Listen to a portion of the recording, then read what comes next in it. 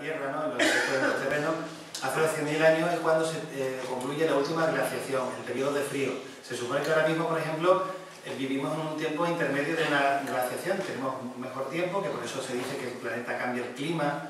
Vivimos en una etapa, un paréntesis, entre una glaciación y una futura que habrá, pues no sabemos cuándo, Dios sabrá cuándo se produciría esa glaciación. Hace 12.000 años es cuando ya la nieve, en fin, imaginaros ese ambiente estepario, ¿no?, de Finlandia, ¿no?, desaparece de toda África, de Europa, y es donde ahí se va a desarrollar, como empezaba al principio, las civilizaciones, ¿no?, Mesopotamia, donde ahí somos herederos por parte de esa tradición de los judíos, nos llega ahí esa tradición religiosa judía, y en Egipto, que es donde también bebe mucho la civilización griega y posteriormente la romana.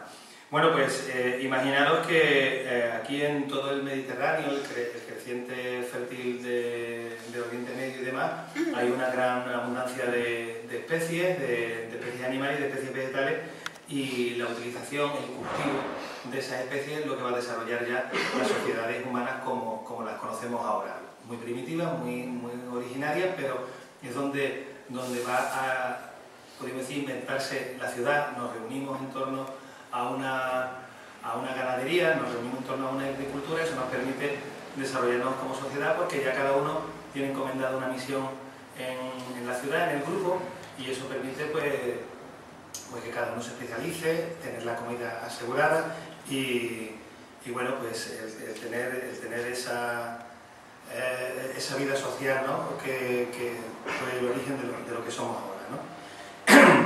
Bueno, pues ahí es donde entra, ya cuando nos formamos como sociedad en una ciudad, es donde ya la religión va adquiriendo otro matiz. Antes podríamos decir, podrían tener nuestros antepasados una creencia sobre la naturaleza, pero sin mucho raciocinio, ¿no? La ciudad, la actividad social, lo que permite al hombre es valorar más lo que tiene. Entonces, ¿qué es lo que más valor tiene a su alcance el hombre, ¿no? Lo que le da de comer, que es la agricultura y la ganadería. Entonces estamos ya hablando que lo que le da de comer es lo que tiene para él mucho simbolismo y mucho significado, ¿no? La alimentación nos nutre el cuerpo, la religión, la filosofía, ¿no?, nos nutre el espíritu, la mente, y bueno, nos alimenta como personas sensibles, ¿no?, que ya somos, ¿no? Y se cree que la agricultura pues nació con el cultivo de los cereales, esos cereales panificables, trigo, centeno, variedades muy primitivas, ¿no? Y bueno, ese hombre errante que vivía en las glaciaciones buscándose la vida como podía, cuando llega el buen tiempo después de la glaciación, se convierte en un hombre que es sedentario, que es pastor, que es agricultor, para reunir esos productos que recoge en el campo, ese trigo, en fin, esas olivas, ¿no?, que recoge de los olivos que encuentra en el campo, pues también se convierte en alfarero para crear esos recipientes de barro que le sirve para almacenar la comida, porque hay que almacenar la comida, ya no se puede vivir al momento, sino que hay que tener reservas. Y también orfebre, que será la parte final. Estamos hablando ya, si lo recordáis, de lo que estudiábamos en la escuela, del Neolítico y de la edad de los metales. Ya estamos hablando de tiempos reconocibles para la historia nuestra, ¿no? Es una prehistoria, llamémoslo así, reciente. Se establece que la primera ciudad, el primer núcleo urbano que nos ha pervivido desde la antigüedad es Jericó, la ciudad aquella en la cual los israelitas cuando regresan de su exilio en Egipto, toman, ¿no?, las tropas de Moisés la toman con trompeta. Se supone que esa ciudad, que aún existe en Tierra Santa, los que habéis estado allí, si ha habido suerte y los israelíes no han cortado el paso para entrar en ella, ¿no?, para dejar encerrados a los palestinos, pues todavía existe, se puede visitar. Lo que pasa es que allí, como podéis imaginar, las condiciones ahora son casi más duras que nunca. De Canaán, de esta tierra prometida donde estaba Jericó, esa ciudad que toman los israelitas, se dice en el Éxodo que era la tierra que emanaba leche y miel. Esos son alimentos fundamentales. Hemos visto en la agricultura, vamos someramente, los cereales, también el olivo, la leche y la miel. Ahí tenemos los alimentos básicos de nuestros antepasados, ¿no? La leche es el bien preciado de la ganadería, sobre todo cuando estabulamos animales, las cabras, no las vacas, sino unos antecesores de las vacas, sobre todo los estabulamos porque porque nos dan leche más que carne, nos interesa por la leche. Y la oveja, además de leche, nos ofrece la lana, que también será otro desarrollo industrial de nuestros primeros pobladores ya, ¿no?, como seres sociales humanos. Bueno, pues esa leche y miel que da la tierra de Canaán, la tierra prometida, es la leche como decía, de la ganadería, y la miel que era un alimento silvestre, un alimento que se cogía de las colmenas silvestres que había por los campos, y que, como decía también, que es un alimento clave, no solo porque es muy energético, sino porque también cuando se hacían bebidas alcohólicas. También todo este panorama nos remata con los pueblos que estaban más cerca del mar, que son aquellos que ya se dedican a la pesca, al marisqueo. Y si habéis visto, hablamos de leche, miel, cereales, olivos, pescados. Ya estamos hablando de todos esos simbolismos que está en cada página de la Biblia, ¿no? El universo de esa persona, ¿no?, que tiene los alimentos, ese alimento para el cuerpo, y que es el simbolismo que le permite explicar el alimento del espíritu, que es la creencia religiosa. Por tanto, no es de extrañar que, por ejemplo, los primeros cristianos, más que representarse con una cruz, se representaron con un pez. Los primeros cristianos, las primeras comunidades cristianas, las que funda San Pablo, las que se van extendiendo por Asia Menor, por Turquía, ¿no?, y por Grecia, no es que podemos decir les repugnaba la representación de Cristo crucificado, pero les parecía un poco incómodo representar a Cristo crucificado, además incómodo e incluso difícil de representar. Unas sociedades casi que vivían en la clandestinidad tenían que buscar un logotipo fácil. Antes de la cruz, que ya fue lo más reconocible para nosotros, lo que representaba a Cristo era el pez. El Salvador, nuestro Salvador, estaba representado por un pez. La palabra ictus, que no tenemos aquí el ordenador, pero bueno, ictus, la I de Jesús, de Jesús, la C de Cristo, teu, la T de ictus, la T de Dios, teu, U de Hijo, y soter, Salvador. En fin, un logotipo para decir a Jesús, a Dios, como Jesús, Cristo, Dios, Hijo y Salvador. Eso es lo que significa ictus, ese acrónimo de pez, y ese logotipo del pez de los primeros cristianos. Ya que estábamos hablando de esos primeros alimentos, que son los que marcan en la Biblia, dentro del simbolismo religioso, la ganadería nos aporta además el alimento más valioso. El alimento más valioso es la carne. Ya os decía que si se estabulaban las ovejas es para que nos dieran, las cabras era para que nos dieran leche. Para matar a una de ellas tenía que ser una cosa muy especial. ¿Qué cosa más especial que matar una oveja en loa, ¿no?, adorando a Dios? Por eso en la Biblia, en los primeros libros de la Biblia, los sacrificios son muy sentidos, porque matar a una oveja que nos da mucha leche era una cosa bastante difícil para nuestros antiguos. Qué mejor que entregar a Dios en sacrificio ese ganado. Estamos hablando del cordero que se sacrifica.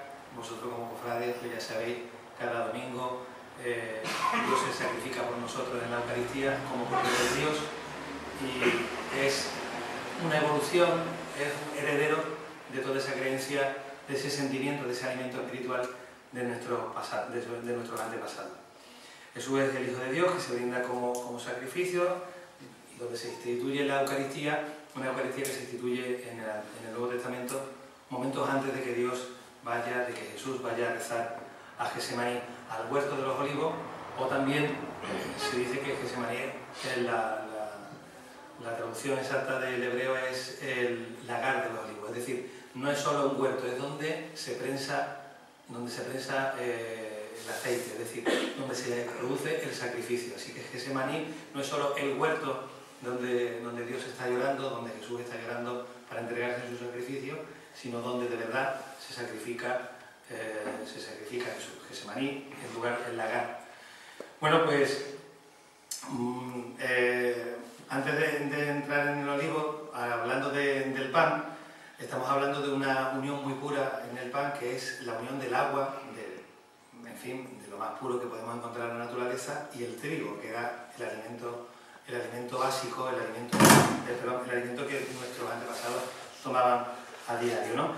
Ese alimento fundamental del agua y del trigo, el pan, es el que rezamos cada vez que nos encomendamos al Padre Nuestro, ¿no? a Dios. Así que veis que cuando hablamos de los alimentos estamos hablando de cosas muy intrínsecas en cada palabra nuestra, en cada momento de la religión está ahí muy presente los alimentos. Cuando trabajamos lo simbolizamos en que nos ganamos el pan, intentamos ganarnos muchas más cosas, pero lo que decimos es que nos ganamos el pan, ese pan ganado con el sudor de la frente, en el cual Dios condena a Adán y Eva cuando los expulsa del paraíso, ¿no?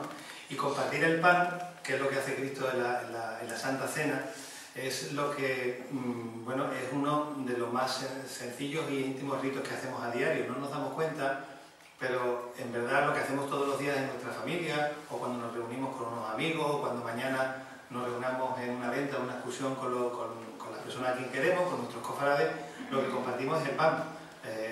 Algunos a lo mejor por dieta comen menos, pero lo que hacemos es comer y compartir el pan. De ahí la palabra compañero. Qué mejor significado para decir el que está al lado nuestra, ese cofrade amigo nuestro que es un compañero nuestro, es una persona que comparte con nosotros el pan. Y Dios, Jesús, pues dio prueba de ello en la Santa Cena, ¿no? Además, os quería comentar que durante mucho tiempo, cuando no había vajilla, cuando no todo el mundo podía permitirse un plato, o donde los trabajadores que vivían en el campo no podían llevarse los platos, los cubiertos, como ahora nos podemos llevar a lo mejor en los tuppers, bueno, pues el pan era lo que servía de plato. De ahí también la palabra compañero, porque con tu compañero tú recogías una rebanada, cogías la comida y la depositabas en el pan. Qué mejor que tener una persona de confianza para compartir ese pan y después de comer el alimento, no sé, pues la carne, en fin, cualquier cosa que se depositaba en ese pan, después se partía ese pan con el que teníamos al lado. La pureza también en el pan se establece en la Biblia en el pan ácimo, el pan sin levadura, en esa unión divina, esa unión, podríamos decir, mágica de el trigo, el agua y un poco de la sal, ¿no? La hostia, la sagrada forma, ¿no? que tenemos es un ejemplo, es un heredero de los panes ácimos de la Pascua judía, ¿no? Es lo que tomamos en la comunión en cada Eucaristía, ¿no? Donde recibimos a Dios en nuestro cuerpo, es es trigo, agua y un poco de sal. Sobre la vid, sobre el otro alimento fundamental del Mediterráneo, ya hemos visto el trigo, la vid, ahora iremos al último, que es el olivo. Sobre la vid se establece que comenzó a cultivarse en la zona del Cáucaso, que no sé si a lo mejor así por encima podéis pillar en el mapa. El Cáucaso es esa franja que hay al norte de Turquía, bueno, donde forma frontera Europa con Asia, donde hay países como un territorio ruso como Chechenia, y donde hay países como Armenia, Georgia, Azerbaiyán. Ahí es donde la Biblia establece que se depositó el arca de Noé cuando el diluvio universal, un diluvio universal que aparece en muchas civilizaciones. Es un acontecimiento que incluso en la geología se vislumbra que hubo efectivamente un diluvio, se descargó ahí la ira de Dios en un momento determinado de nuestra prehistoria. Noé deja el arca en el monte Ararat, está en Armenia, en uno de estos países de la antigua República Soviética, y es donde